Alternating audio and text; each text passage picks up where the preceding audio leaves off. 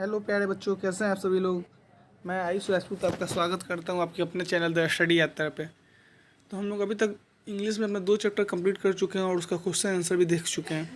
तो आज हम लोग अपना जो पोएम है, जो कि हमारा मेन कोर्स बुक का पहला पोएम है, उसको हम लोग देख लेते हैं, कंप्लीट कर लेते हैं।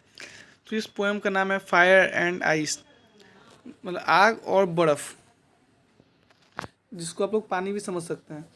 इसको रॉबर्ट फ्रॉस्ट लिखे हैं, रॉबर्ट फ्रॉस्ट, जो कि ये यूपी बोर्ड का फर्स्ट फ्लाइट बुक का पहला पोएम है। आइए इस पोएम के बारे में हम लोग जान लेते हैं।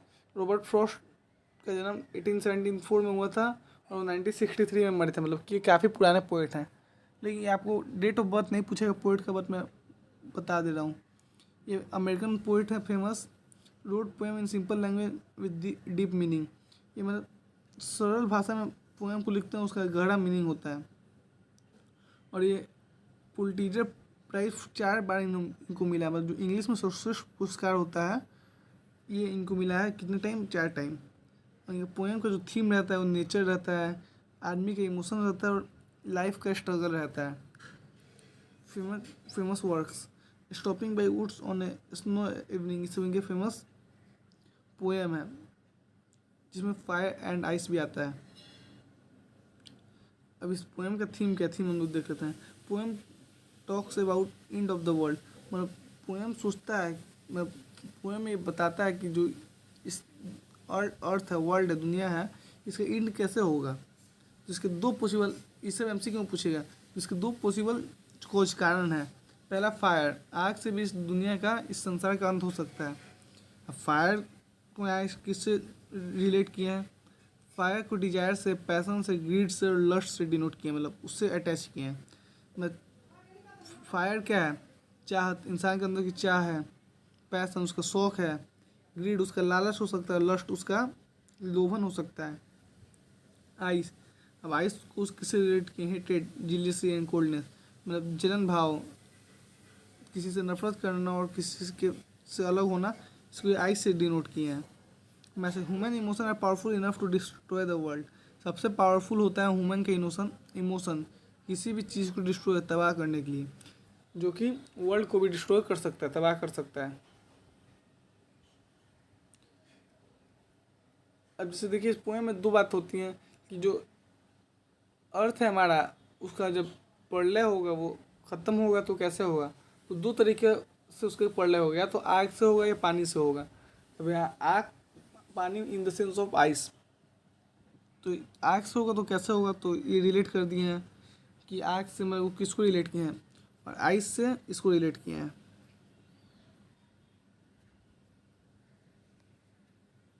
इसका वर्ड मीनिंग हम लोग देख लेते हैं। पीरिस, पीरिस का मतलब तो डाई, मरना या डिस्ट्रॉय, तबाह करना। सफिस, इनफ सेटिस्फिकेशन, मतलब पर्याप्त। डिजायर, सबको मालूम होता है कि स्ट्रॉन्ग चाहत।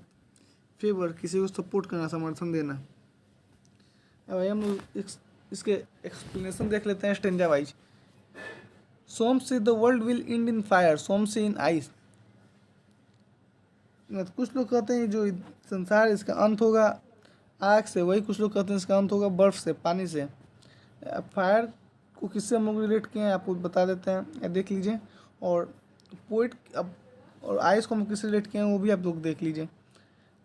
अब पोइट सोचता है, मतलब पोइट किस पे कह रहा है, poet agrees with those who think fire can destroy. Poet भी यही सोचता है, मतलब पोइट भी यही मानता है कि जो हमारा संसार है उसका अंत किससे होगा, आग से होगा, ना कि पानी से होगा।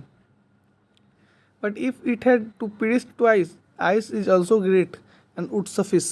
लेकिन यही अगर हमारे संसार का अंत 2 बार होना हो, जैसे एक बार हुआ फिर दोबारा हो, तो उसके लिए आइस, पानी भी उसका अंत कर सकता है, वो भी पर्याप्त है।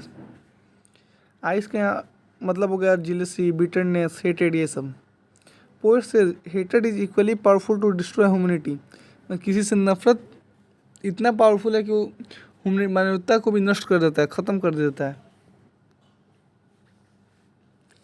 अब इस पोएम से हम लोग को मैसेज क्या मिलता है, तो ये आग पानी के बाद नहीं, उसमें जो मीनिंग है वही इम्पोर्टेंट है। जैसे अनकंट्रोल्ड डिजायर, फायर एंड हेटेड आइज आर डेंजरस, मतलब अपने पे नियंत्रण न रखने वाला इच्छा और किसी के प्रति नफरत वाला, नफरत को ये आइस से डिनोट किया, बहुत खतरनाक है। Both can destroy human society and world, जो कि मानवता को और संसार को दोनों को तबाह कर सकता है।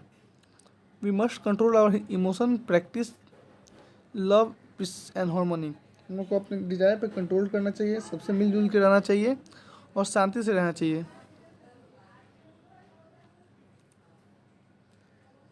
अब हम लोग देख सकते हैं फायर टू डिजायर, आइस नफरत, फायर बर्निंग ग्रीड मतलब जो बढ़ता हुआ लालच है, आइस कोल्ड हेटेड जो अंदर पनपता हुआ नफरत। सेंट्रल आइडिया, अब इस पोएम का सेंट्रल आइडिया क्या है? तो सबसे पहले ये मेटाफोरिकल पोएम है। मेटाफोरिकल पोएम हम उसको बोलते हैं जो इन्फॉर्मेंट से रिलेट करके हम लोग पढ़ते हैं। Poet warns against to destructive forces of human nature. जो पोएट है वो हम लोग को वार्न करता है कि पोएट हम लोग वार्न करते हैं कि दो चीज़ें हम लोग के ह्यूमन नेचर को तबाह कर सकता है। पहला है किसी के प्रति जलन भाव और दूसरा नफरत। Excessive desires can burn relationship society, वही बात है। हेटेड can freeze hearts, cause wars and division. जो नफरत है वो इंसान के दिल को ऐसी करके रख देता है, वो वार को पैदा कर देता है और डिवीजन, भेदभाव की स्थिति ला देता है। और बोथ फायर एंड आइस दोनों डिस्ट्रक्शन, तबाही लाने के लिए काफ़ी हैं। इसके हिंदी एक्सप्रेशन, इस कविता में कवि ने बताया कि दुनिया का अंत दो शक्तियों से हो सकता है। पहला है आग, आग को बताता है इच्छा, लालच, वासना, और दूसरा है बर्फ जो घृणा, ईर्ष्या, नफरत।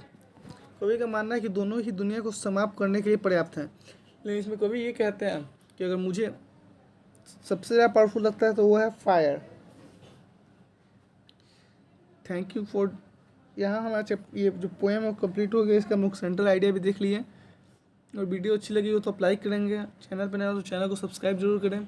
और हमारा एग्ज़ाम धीरे धीरे कंप्लीट, धीरे धीरे पास आ रहा है तो हम लोग उसका तैयारी को जल्दी जल्दी करें।